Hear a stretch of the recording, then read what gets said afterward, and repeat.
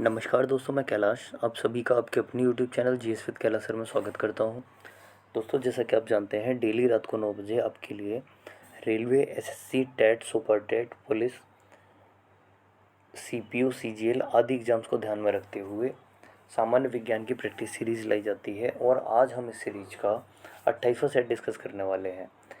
आज का जो सेट रहेगा, यह कुछ हमारी डेली वाली घटनाएं और उनके वैज्ञानिक कारणों से संबंधित होने वाला है। यह सेक्शन जो है आपके टेट, सुपर टेट के लिए मोस्ट इम्पोर्टेंट हो जाता है तथा अन्य एग्जाम्स में भी इससे रिलेटेड क्वेश्चन अक्सर पूछे जाते हैं।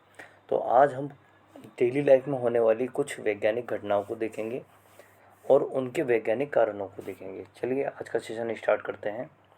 पहला क्वेश्चन, एक नदी में चलता हुआ जहाज समुद्र में आता है, तब जहाज का क्या होगा? जहाज का स्तर पहले जितना होगा थोड़ा ऊपर आएगा, ऊपर नीचे होगा या थोड़ा नीचे आएगा? तो देखिए, जो नदी के जल का घनत्व होता है यह समुद्र के घनत्व से कम होता है। तो जब नदी में चल रहा था जहाज, तो थोड़ा सा कैसा चल रहा था, डूबा हुआ तैर रहा था। लेकिन यहाँ घनत्व अधिक होने की वजह से जैसे ही जहाज समुद्र में पहुँचेगा तब जहाज थोड़ा सा ऊपर उठ जाएगा, क्योंकि समुद्र के जल का घनत्व जो होता है यह अधिक होता है। अगला क्वेश्चन, हवाई जहाज से यात्रा करते समय पेन से स्याही निकलने लगती है, यह किसका कारण है? वायुदाब में कमी के कारण, वायुदाब में वृद्धि के कारण, स्याही के आयतन में वृद्धि के कारण या अत्यधिक भार के कारण? तो इसका जो सही आंसर हो जाएगा दूसरा क्वेश्चन, हवाई जहाज से यात्रा करते समय पेन से स्याही निकलने लगती है, दूसरा है क्वेश्चन। और आंसर देखेंगे हम इसका, तो जैसे जैसे हम हवा में ऊपर उठते हैं तो वायुदाब में कमी होने लगती है, और वायुदाब में कमी के कारण हवाई जहाज से यात्रा करते समय पेन से स्याही निकलने लगती है।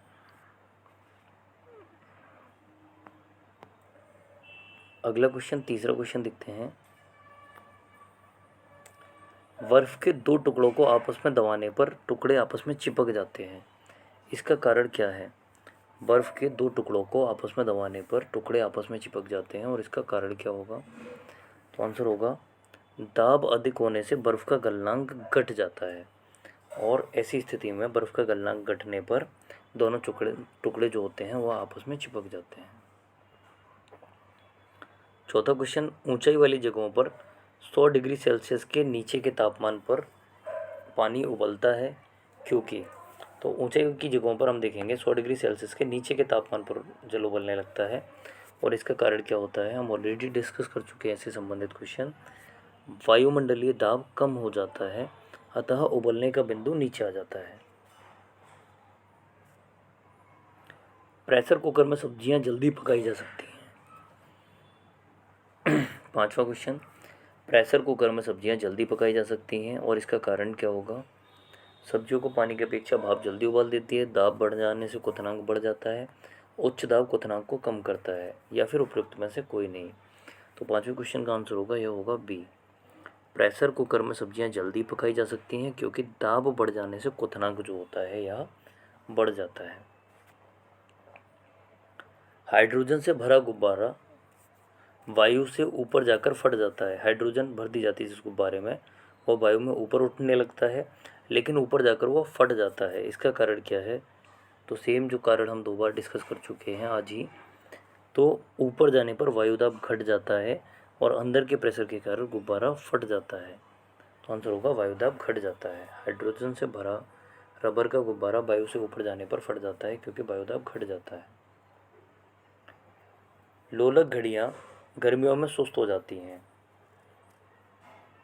लोलक घड़ियाँ हैं जो गर्मियों में सुस्त हो जाती हैं।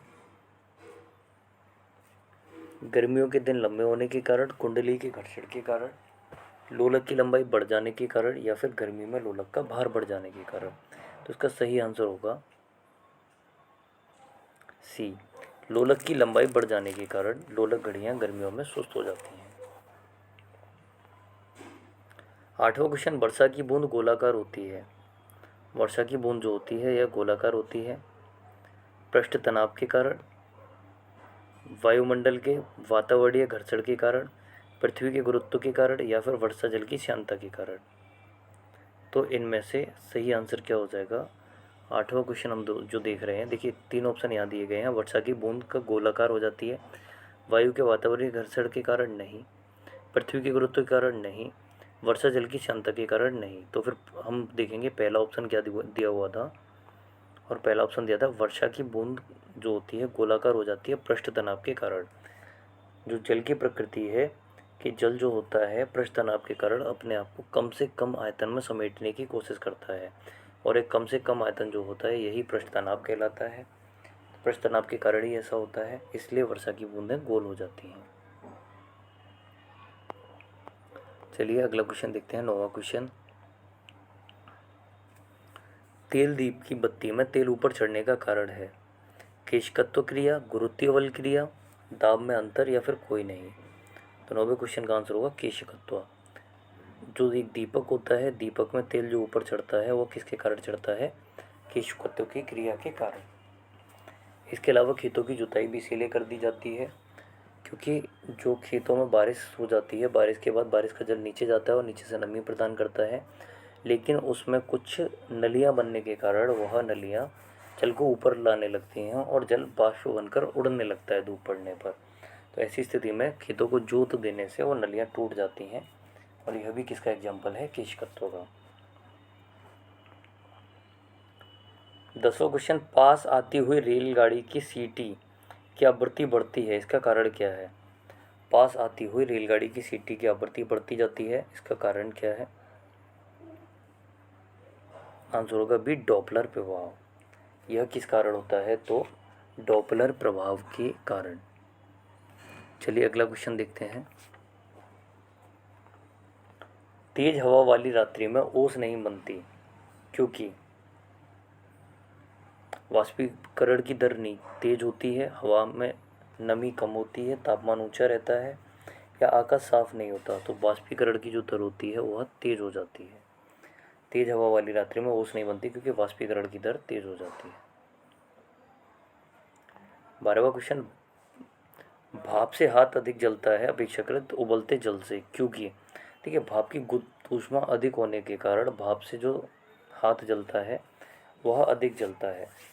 तो सही आंसर क्या हो जाएगा 12वें क्वेश्चन का, आंसर होगा ए। भाप की गुप्त ऊष्मा जो होती है यह 536 कैलोरी के आसपास होती है, जबकि जो जल की गुप्त ऊष्मा 80 किलो कैलोरी के आसपास ही होती है। तो आप देखेंगे यह 80 और वो 536 से 540 के आसपास, तो बहुत डिफरेंस हो जाता है, इस वजह से भाप से हाथ अधिक चलता है। 13वां क्वेश्चन, किस गुणधर्म के कारण पानी से भरे बर्तन में डुबोई गई छड़ मुड़ी हुई प्रतीत होती है। 13वां क्वेश्चन है, आंसर हो जाएगा सी, अपवर्तन के कारण। अपवर्तन के कारण पानी से भरे हुए बर्तन में डुबोई गई छड़ी मुड़ी हुई प्रतीत होती है। 14वां क्वेश्चन, आकाश नीला प्रतीत होने का कारण क्या है, विवर्तन, प्रकीर्णन, अपवर्तन, या परावर्तन। तो आंसर होगा सी, प्रकीर्णन। प्रकीर्णन के कारण आकाश हमें नीला प्रतीत होता है। वायुमंडल में प्रकाश के विसरण का कारण क्या है। 15वां क्वेश्चन, वायुमंडल में प्रकाश के विसरण का कारण क्या है, तो आंसर होगा बी, धूलकण। प्रकाश के मार्ग में धूलकणों के आने से प्रकाश का विसरण होने लगता है, अर्थात प्रकाश फैलने लगता है। 16वां क्वेश्चन, समुद्र नीला प्रतीत होने का कारण क्या है। समुद्र जो नीला प्रतीत होता है इसका कारण क्या है। 16वां क्वेश्चन, आंसर होगा बी, आकाश के परावर्तन तथा जल के कणों द्वारा प्रकाश का प्रकीर्णन, इन कारणों के कारण हमें समुद्र नीला प्रतीत होता है। 17वां क्वेश्चन, अस्त होते समय सूर्य लाल दिखाई देता है, परावर्तन के कारण, प्रकीर्णन के कारण। 2 ऑप्शन और हो सकते हैं, अपवर्तन के कारण या विवर्तन के कारण, किंतु जो आंसर होगा वो क्या हो जाएगा, प्रकीर्णन के कारण। अस्त होते समय सूर्य लाल दिखाई देता है तो यह घटना प्रकीर्णन के कारण होती है। चलिए बढ़ेंगे अगले क्वेश्चन की तरफ। प्रतिध्वनि का कारण है, इको का कारण पूछा गया है, ध्वनि का परावर्तन, ध्वनि का अपवर्तन, ध्वनि का अवशोषण, या फिर ध्वनि की चाल। तो 18वें क्वेश्चन का जो सही आंसर होगा वो हो जाएगा ध्वनि का परावर्तन। 19वां क्वेश्चन, स्टील की गोली पारे में तैरती है क्योंकि। पारे में कोई वस्तु डूब नहीं सकती, पारे का घनत्व तो स्टील की अपेक्षा अधिक होता है, स्टील का घनत्व तो पारे की अपेक्षा अधिक होता है, या इनमें से कोई नहीं। तो जो सही आंसर होगा 19th क्वेश्चन का वो हो जाएगा बी। पारे का घनत्व स्टील की अपेक्षा अधिक होता है। 20वां क्वेश्चन, गर्मियों में सफ़ेद कपड़े पहने जाते हैं। गर्मियों में सफ़ेद कपड़े पहने जाते हैं क्योंकि सफ़ेद कपड़े ऊष्मा के अच्छे अवशोषक हैं, सफ़ेद कपड़े ऊष्मा के अच्छे परावर्तक हैं, सफ़ेद कपड़े पसीना सोखते हैं, या फिर उनमें से कोई नहीं। तो सही आंसर हो जाएगा सफ़ेद कपड़े जो होते हैं ऊष्मा के अच्छे परावर्तक हैं, जबकि काले कपड़े होते हैं या ऊष्मा के अच्छे अवशोषक होते हैं।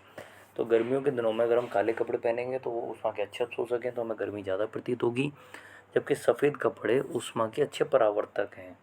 तो इस वजह से सफ़ेद कपड़े पहनने से हमें ऊष्मा कम फील होती है। 21वां क्वेश्चन, दलदल में फंसे व्यक्ति को लेट जाने की सलाह दी जाती है। दलदल में फंसे व्यक्ति को लेट जाने की सलाह क्यों दी जाती है? आपने फॉर्मूला पढ़ा होगा P बराबर F/A। दाब किसके बराबर होता है? तो एकांक क्षेत्रफल पर लगने वाला बल जो होता है वो दाब के बराबर कहलाता है, दाब कहलाता है। तो जैसे क्षेत्रफल अधिक होता जाएगा, क्षेत्रफल बढ़ जाने से जो दाब है उसका मान कम होता जाएगा, क्योंकि यह रिवर्स प्रोपोर्शनल होते हैं। तो इस कारण से हम देखेंगे 21वें क्वेश्चन का सही आंसर होगा ए।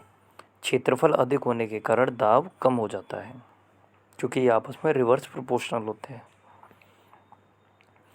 22वां क्वेश्चन, चौराहों पर पानी के फुहारों में गेंद नाचती रहती है क्योंकि चौराहों पर पानी के फुहारों में गेंद जो होती है वो नाचती रहती है क्योंकि पानी का वेग अधिक होने से दाब घट जाता है, पानी का वेग अधिक होने से दाब अधिक हो जाता है, पानी के पृष्ठतनाव के कारण या पानी की श्यानता के कारण।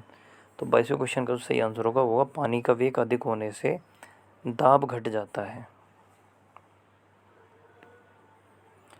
चमगादड़ अंधेरे कमरे में उड़ते हैं। चमगादड़ जो होते हैं या अंधेरे कमरे में उड़ते हैं क्योंकि चमगादड़ पराश्रव्य तरंगें उत्पन्न करते हैं। चमगादड़ को अंधेरे में अधिक दिखाई देता है। दोनों सही हैं या दोनों गलत हैं? तो 23वें क्वेश्चन का आंसर होगा यह हो जाएगा ए। चमगादड़ पराश्रव्य तरंगें उत्पन्न करते हैं।